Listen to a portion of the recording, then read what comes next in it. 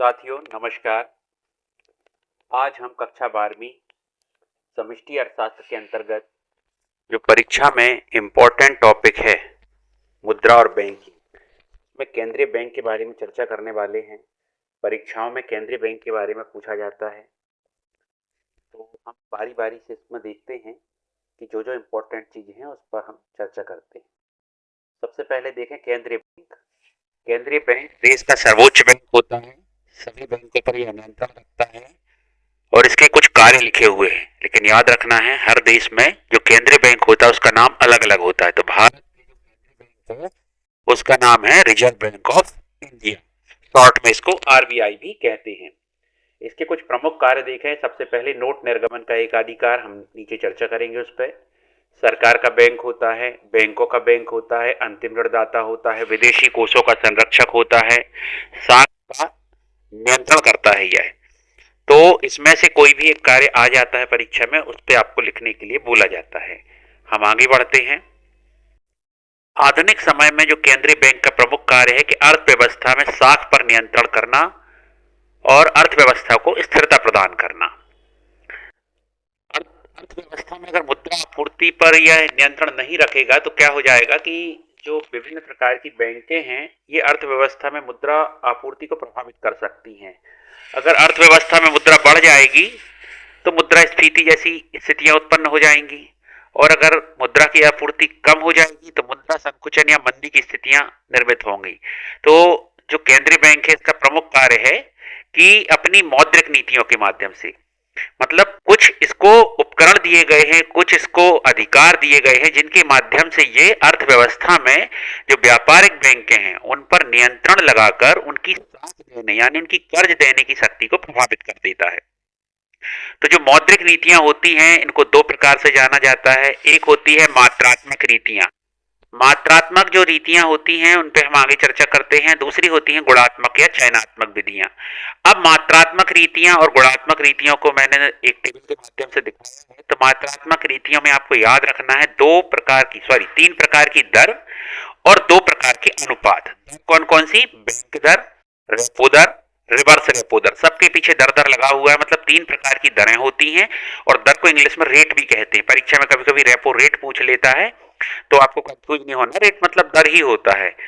Bank rate हो गया या रेपो रेट हो गया, रिवर्स रेपो रेट हो गया, तो वो दर ही कहलाता है। तो तीन प्रकार की दरें हो गई और दो प्रकार के अनुपात हो गए। नगद कोष अनुपात जिसे हम सीआरआर भी कहते हैं, हम आगे बताते हैं डिटेल में इसको, और सांविधिक तरलता अनुपात।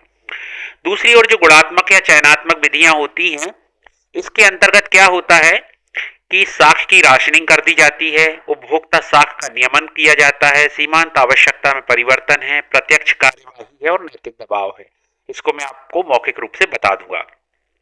चलते हैं, परीक्षा में आता है बैंक दर क्या है या बैंक रेट क्या है। तो बच्चे लिख देते हैं कि बैंक दर वह है जिस पर बैंक लोगों को कर्ज देता है। ऐसा नहीं है, बैंक दर वह दर है जिस पर देश का केंद्रीय बैंक जो होता है वह व्यापारिक बैंकों को लंबी अवधि के लिए ऋण प्रदान करता है। किसके बदले? सरकारी प्रतिभूति के बदले। जिस प्रकार हम बैंक में कर्ज लेने जाते हैं तो कुछ गारंटी हमें रखनी पड़ती है, उसी प्रकार जो व्यापारिक बैंक है उनको सरकारी प्रतिभूति के बदले में लंबी अवधि के लिए ऋण प्राप्त होता है। इसे पुनर्कटौती की दर भी कहा जाता है। तो याद रखना है यह दर जो है इस पर जो देश का केंद्रीय बैंक है वो व्यापारिक बैंकों को लंबी अवधि के लिए ऋण प्रदान करता है। अब रेपो दर क्या है? रेपो दर और बैंक दर जो है इनमें सिर्फ इतना अंतर है कि रेपो दर में क्या होता है कि देश का केंद्रीय बैंक व्यापारिक बैंकों को बैंक दर में लंबी अवधि के लिए और रेपो दर में काय के लिए देता है? अल्पकाल के लिए, मतलब थोड़े समय के लिए ऋण प्रदान करता है, लेकिन किसके बदले? सरकारी प्रतिभूति के बदले। यानी कुछ ना कुछ गारंटी व्यापारिक बैंकों को भी केंद्रीय बैंक में रखनी पड़ती है, तब उन्हें ऋण प्राप्त होता है। तो जब लंबी अवधि की हम बात करते हैं तो बैंक दर है, और जब शॉर्ट टाइम या अल्पकाल के लिए बात करते हैं तो रेपो दर या रेपो रेट कहलाती है। अब आगे बढ़ते हैं, अगला पूछ लेता है रिवर्स रेपो रेट क्या है या रिवर्स रेपो दर क्या है। तो रिवर्स रेपो दर का मतलब ऐसा ही है कि जैसे हम बैंक से कर्ज लेते हैं तो बैंक हमसे ब्याज लेगा, और अगर हम बैंक में डिपॉजिट करेंगे पैसे तो बैंक हमें ब्याज देगा। तो इसी प्रकार से क्या होता है कि जो व्यापारिक बैंक है, जो उनकी अतिरिक्त जमाएं हो जाती हैं, भाई यूज नहीं हो रही हैं, लोग निकलवाने नहीं आ रहे हैं, तो अतिरिक्त जो धन हो जाता है वह देश के केंद्रीय बैंक के पास जमा करके आते हैं और उस पर केंद्रीय बैंक उनको ब्याज देता है। तो लिखा हुआ है वह दर जिस पर देश के केंद्रीय बैंक द्वारा व्यापारिक बैंकों को उनके अतिरिक्त धन यानी जमाओं पर ब्याज दिया जाता है, उसे रिवर्स रेपो दर कहते हैं। तो याद रखना है, रेपो दर में उनको ब्याज देना पड़ता है, किसको? व्यापारिक बैंक को। रिवर्स रेपो दर में उनको ब्याज प्राप्त होता है, किसको? व्यापारिक बैंकों को। किससे? केंद्रीय बैंक से। तो हमेशा ये याद रखना है कि जिस तरह से बैंकें करती हैं कि अपन कर्ज लेते हैं तो ब्याज की दर ज्यादा रहती है और जमा करते हैं तो कम रहती है, इसी प्रकार रेपो दर जो रहती है वो ज्यादा रहती है हमेशा, और रिवर्स रेपो दर जो है केंद्रीय बैंक द्वारा कम रखी जाती है। अब आता है हमारा नगद कोष अनुपात, जिसको हम बोलते हैं कैश रिजर्व रेशियो। ये फुल फॉर्म हो गया इसका, और हिंदी में नगद कोष अनुपात है। तो सभी व्यापारिक बैंकों को, ध्यान से सुनना, सभी व्यापारिक बैंकों को अपनी जमाओं का एक निश्चित प्रतिशत केंद्रीय बैंक के पास जमा रखना अनिवार्य होता है।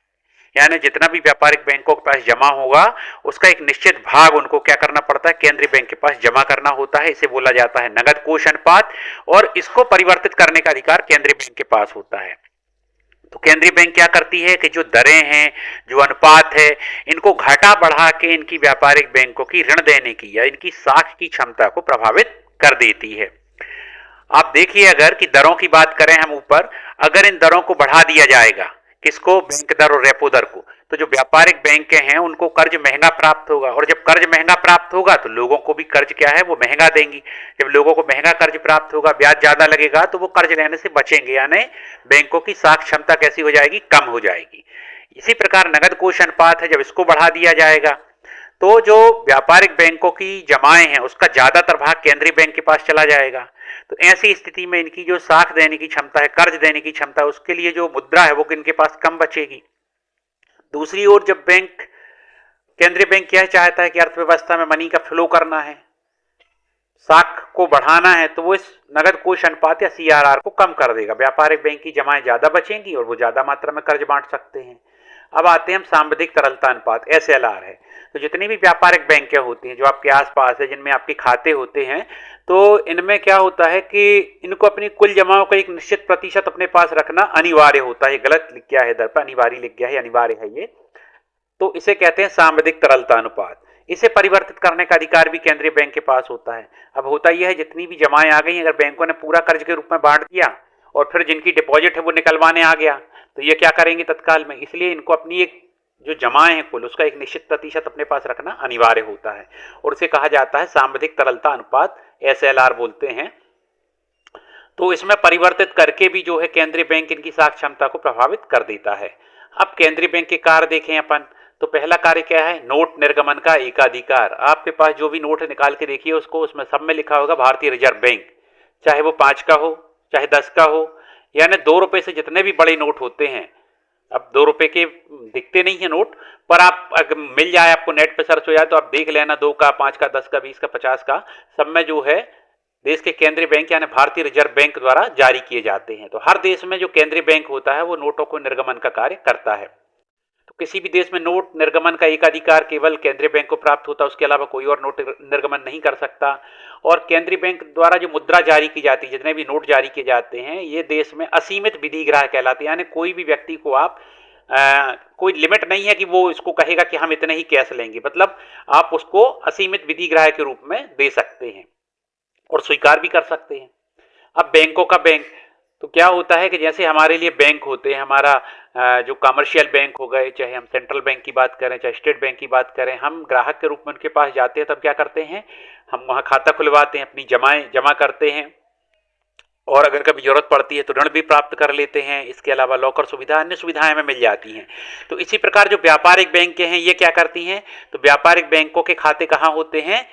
देश के केंद्रीय बैंक के पास होते हैं। इनकी जो अतिरिक्त जमाएं हैं ये केंद्रीय बैंक के पास जमा करते हैं, उनसे ब्याज प्राप्त करते हैं, और जब जरूरत पड़ती है तो ऋण प्राप्त कर लेते हैं उनसे। तो यही लिखा है, केंद्रीय बैंक देश के व्यापारिक बैंकों के साथ वही व्यवहार करता है जो व्यापारिक बैंक अपने ग्राहकों के साथ करते हैं। जैसे व्यापारिक बैंकों की अतिरिक्त जमाएं स्वीकार करना, जब व्यापारिक बैंकों की जमाएं अतिरिक्त हो जाती हैं तो वो क्या करते हैं? केंद्रीय बैंक के पास जमा कराते हैं।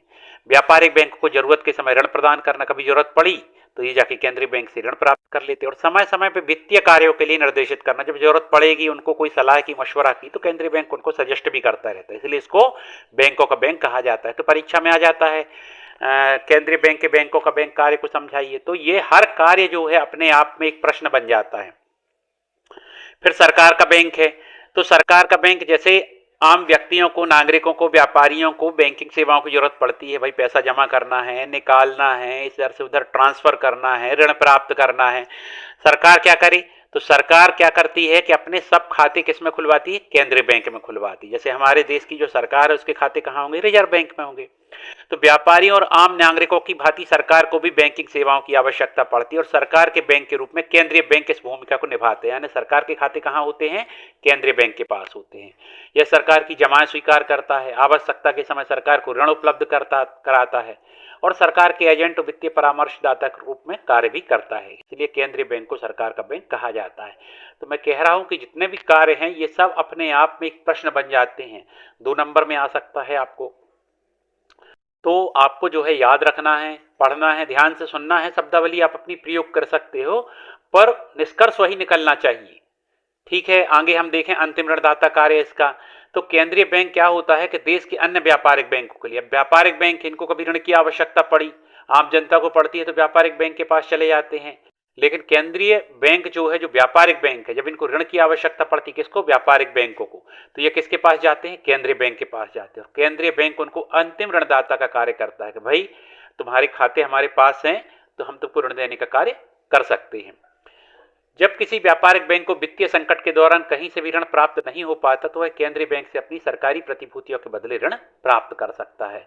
तो क्या होता है कि जब व्यापारिक बैंकों को कभी ऐसा आ जाता है समय कि उनको कर्ज की आवश्यकता होती है, तो वो किसके पास कर्ज लेने जाएंगे, तो उनके पास जो सरकारी और मान्य प्रतिभूतियां होती हैं उनकी गारंटी के बदले वो केंद्रीय बैंक से ऋण प्राप्त कर सकता है। और अपन ने बताया इसके लिए बैंक दर है, रेपो दर है, मतलब जिस भी तरीके का वो कर्ज लेंगे अल्पकाल दीर्घकाल के लिए, उस हिसाब से उनको ब्याज देना पड़ेगा। आशा करता हूं आपको समझ में आया होगा, वीडियो ज़्यादा लंबा ना हो इसलिए मैंने कम स्लाइडें रखी हैं इसमें। तो ध्यानपूर्वक देखिएगा, समझिएगा, और परीक्षा में आता है तो छोड़ के बिल्कुल मत आइएगा। आपका बहुत बहुत धन्यवाद। चैनल को सब्सक्राइब और लाइक करते रहिए।